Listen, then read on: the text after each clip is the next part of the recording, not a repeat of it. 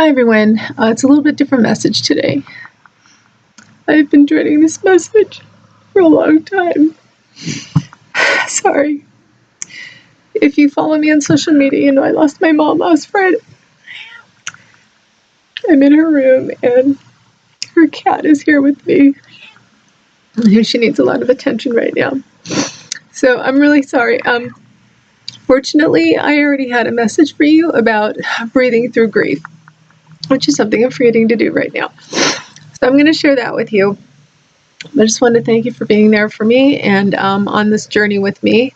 I'm going to continue to share this experience for any caregivers or anyone who's going through something similar. Hopefully it'll help so that you know you're not alone.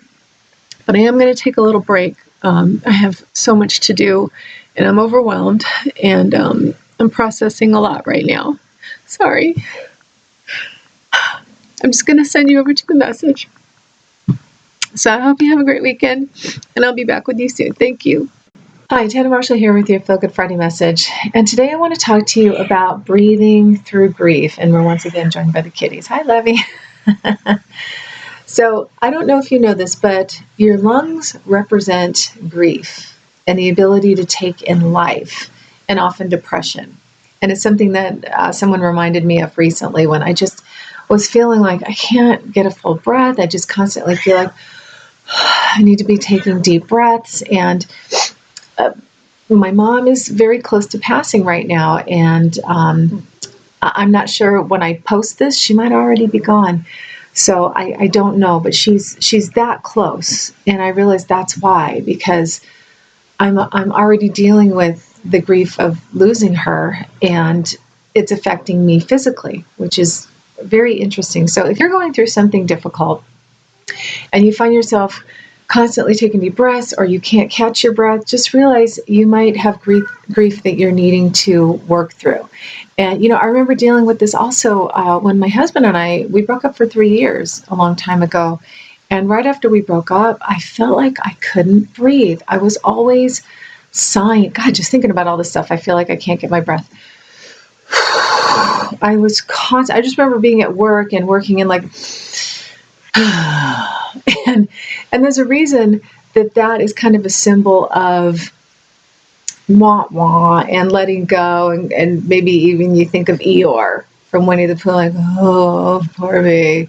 So it's not a bad thing. It's just what your body naturally does when you are dealing with grief. So it's interesting remembering going through it because of the breakup and now going through it again with my mom. So, being in this state of limbo, it kind of intensifies the grief because there's this not knowing and is it today? Is what's happening? How can I make her more comfortable? Does she need anything? Because she's not communicating anymore. I can't really get anything out of her. She can't really speak. If her eyes are open, she's staring off in the distance. She can't really see me. So it's kind of hard to know what she needs or what she doesn't. She's not really eating anymore. She won't really drink anymore.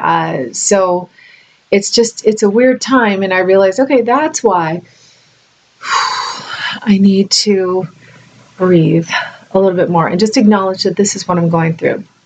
So if you find yourself going through something upsetting, and I have another video about dealing with a negative experience and recovering from that, and breathing is a big part of it. But grief in and of itself could cause you to have shortness of breath and not pay attention to your breathing and maybe hold your breath.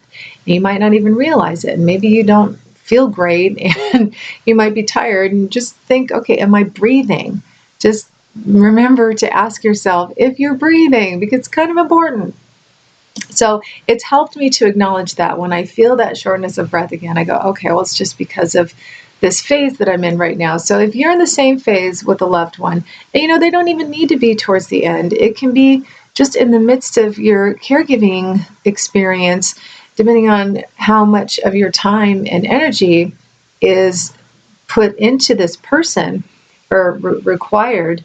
It could be causing you to suffer grief now just because the loss of this person's health might not be that they are physically gone yet, but just the massive change that's happened not only to them, but most likely to you, if you find yourself in a caregiving role, and then your life and schedule are definitely altered and changed and probably somewhat limited and restricted. And that can make you feel like, oh my God, I can't breathe, because that is your life, and part of your life has been restricted. So sometimes your breathing can be restricted.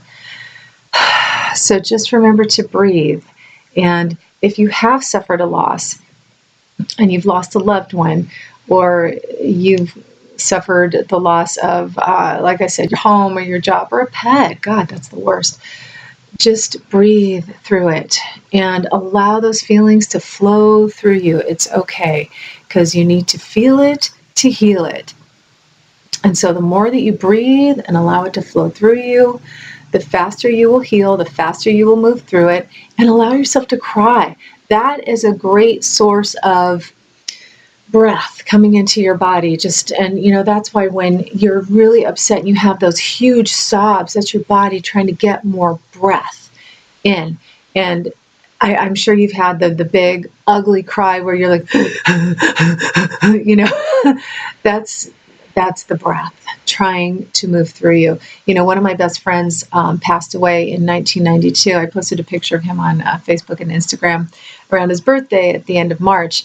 And I loved him so much, and I just was so devastated. I think that was one of the first friends that I had that passed away. I've had so many friends from Capitol Records pass away over the years, just crazy. But he was one of the first, and he was a very close friend of mine, and I was just devastated when he passed away. And I found myself just crying all the time, but I was okay with it, and I just allowed myself to cry. And I remember telling my coworkers, I'm going to be bursting into tears periodically. Deal with it, or just ignore me, but it's happening. I'm just going to let it flow. And it was the most cleansing thing. And even though I was heartbroken and devastated to my body, it felt really good to just let those feelings flow through me and let them come out in the form of tears and big breaths and big sobs. And, I was very healthy for a long time after that, because it's really good to get that stuff up and out. That grief, you don't want to hold it in.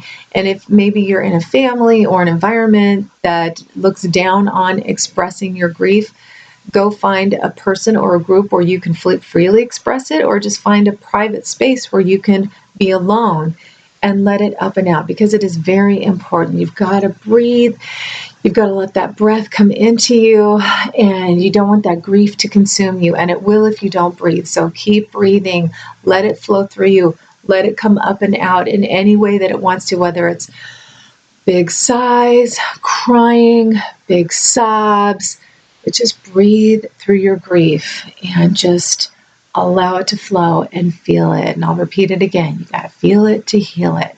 And as I've said before, remember, it's only temporary. You will feel better, even though a little bit of it may be with you for the rest of your life. Eventually you will feel better, and you will be able to breathe a little bit more easily, and you will notice the difference. So just breathe, allow it to flow through you. So if you're going through a time like this and you found me, I'm very, very sorry for whatever you're going through. And I'm there with you in spirit. And I hope this helped you.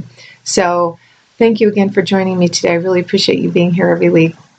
And if you do enjoy these videos and you would like them delivered to your inbox every Friday, you can jump over to my website, TanaMarshall.com, and join the mailing list. And I send these out with a little note just to my list every Friday morning. And I would love to have you there.